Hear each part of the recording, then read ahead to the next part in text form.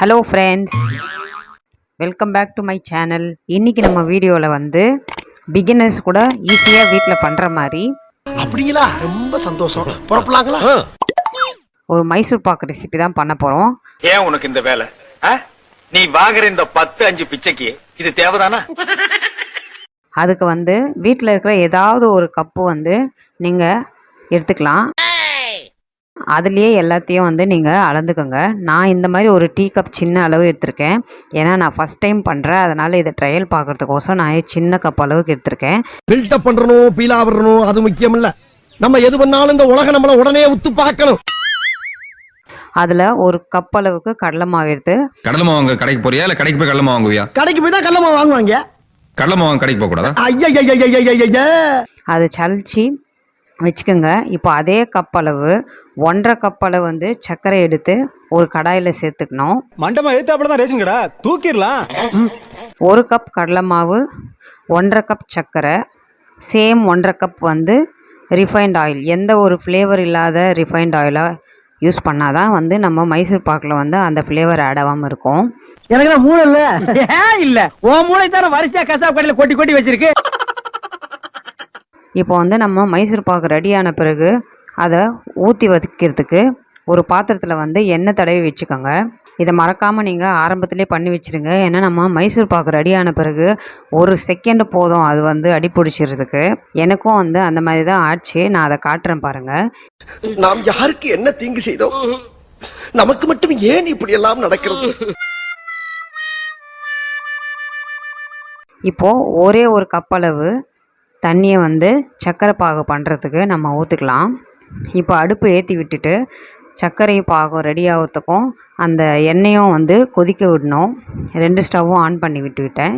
இப்போ வந்து ஹை ஃப்ளேமில் வச்சு சர்க்கரையை நல்லா கதைச்சி விட்டுக்கலாம். சர்க்கரை நல்லா கரைஞ்சி ஒரு 2 நிமிஷம் பார்த்திங்கன்னா இந்த மாதிரி வெள்ளை வெள்ளையர்னு நல்லா கொதிச்சு நுர மாதிரி வரும். அந்த டைமில் வந்து நீங்கள் பாகு பதம் செக் பண்ணிக்கோங்க. இதுக்கு வந்து ஒரு கம்பி பதம்னு சொல்லுவாங்க. இப்போ பாருங்கள், நான் காட்டுறேன். எல்லாருமே சுனா பணம் ஆயிட முடியுமாடா? ஒரு கம்பி பதம்னா ஒரு நூல் மாதிரி வந்து உடையும். அதுதான் வந்து சரியான பதம். அந்த டைமில் வந்து நீங்கள் கடலை மாவு ஆட் பண்ணிக்கோங்க. அதே மாதிரி கடலை மாவு ஆட் பண்ணும்போது நீங்கள் கரண்டி வச்சு நீங்கள் கலக்காதீங்க.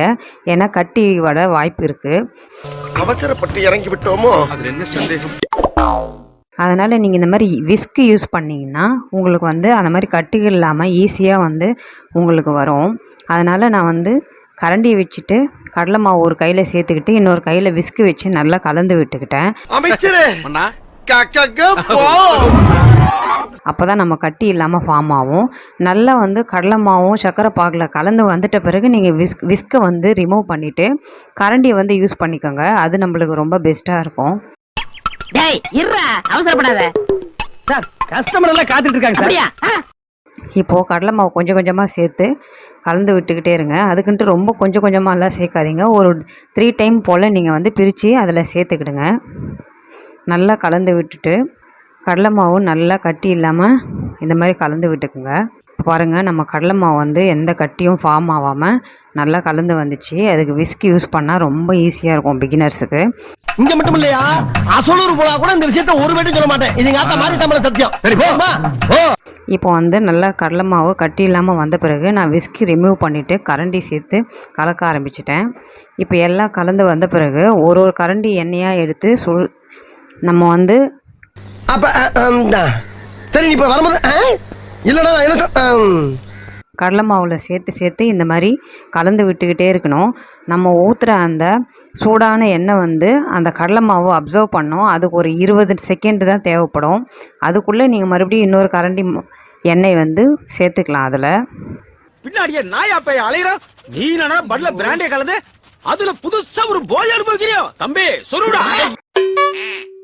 சேர்த்து இந்த மாதிரி கலந்து விட்டுக்கிட்டே இருங்க. ஒரு ஸ்டேஜில் வந்து பார்த்திங்கன்னா நம்மளோட கடலை மாவு, இந்த எண்ணெய், இந்த சர்க்கரை எல்லாம் பார்த்திங்கன்னா ஓரளவு கட்டியாக ஆரம்பிச்சிரும்.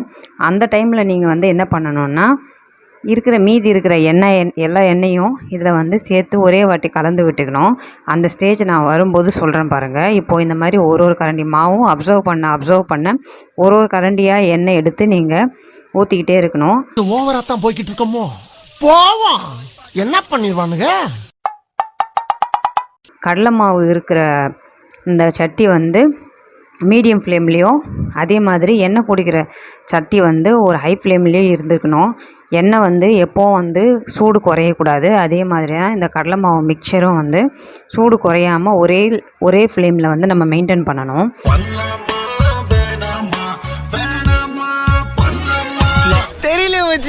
இப்போ பார்த்தீங்கன்னா கொஞ்சம் கட்டி ஆகிடுச்சு பாருங்கள், வெள்ளை வெளிர்னு வேறு இருக்குது கடலை மாவு மிக்சர். இந்த டைமில் இருக்கிற எல்லா எண்ணெயும் வந்து நீங்கள் சேர்த்துட்டிங்கன்னா நல்லா பொரிச்சு மாதிரி நம்மளுக்கு வரும் நம்மளோட மைசூர் பாக் மிக்சர்.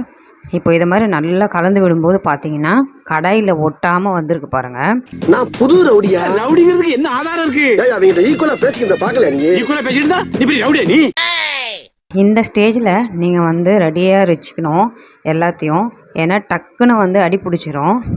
இந்த ஸ்டேஜில் வந்து நான் ஒரு மிஸ்டேக் பண்ணிட்டேன். கறி துணி கிடைக்கலன்னு சொல்லிட்டு கொஞ்சம் ஒரு 30 செகண்ட் போல் டிலே பண்ணேன். அதுக்குள்ளே பார்த்தீங்கன்னா கீழே அடி பிடிச்சிருச்சு.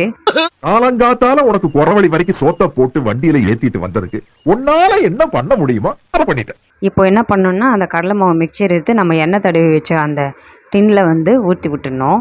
உங்களுக்கு பார்த்தா தெரியும் லேசாக அடி பிடிச்சிச்சு கீழே. ஆனால் அது சாப்பிடும்போது எந்த ஒரு அடி பிடிச்ச ஸ்மெல்லோ எதுவும் வரல. நான் இந்த ஏரியாவில் ரவுடின்னு பாமாயிட்டியா? இப்போ நீ ஏத்தல எவனுமே எனக்கு பயப்பட மாட்டாங்க. சொன்னா அதுக்குள்ளே நம்ம எடுத்துட்டோம். அதனால் இப்போ நானும் இப்போ தான் ஃபஸ்ட் டைம் பண்ணுறேன்றதுனால இந்த மிஸ்டேக்கு. நெக்ஸ்ட் டைம் வந்து இந்த துணியை மட்டும் கரெக்டாக வச்சுக்கணும்.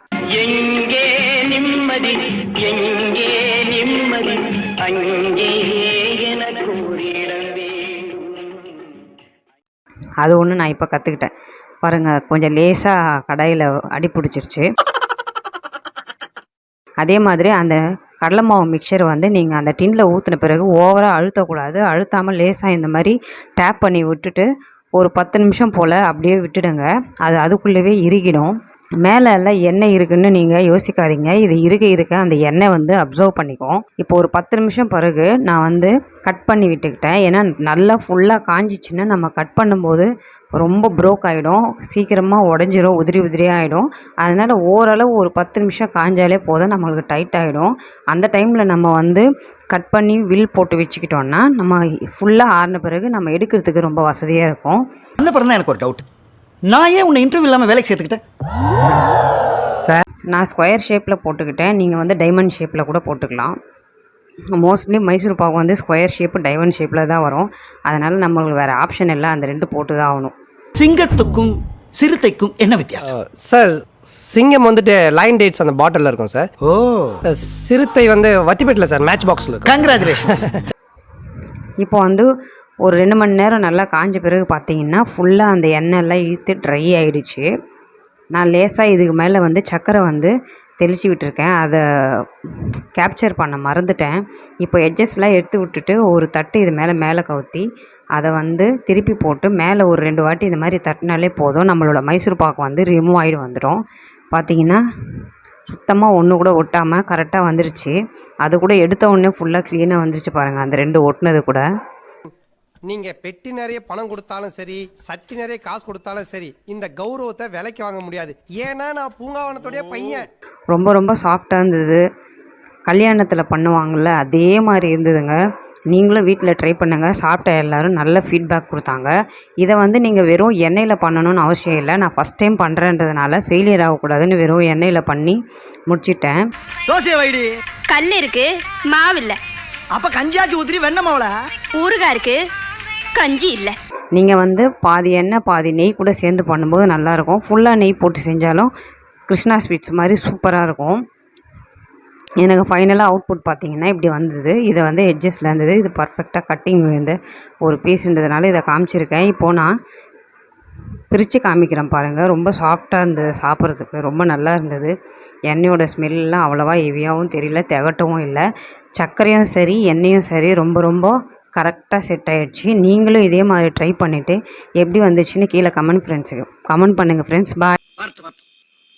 இன்னைக்கு அடிக்கிற அடியில மூஞ்சி முகரையெல்லாம் பஞ்சர் ஆயிரணும். நீ பாக்குற இன்னைக்கு சகல என் அடியை பார்த்தது இல்லையா? பார், என்ன அடிங்கிறத மட்டும் நீ இன்னைக்கு பாக்குற. நீ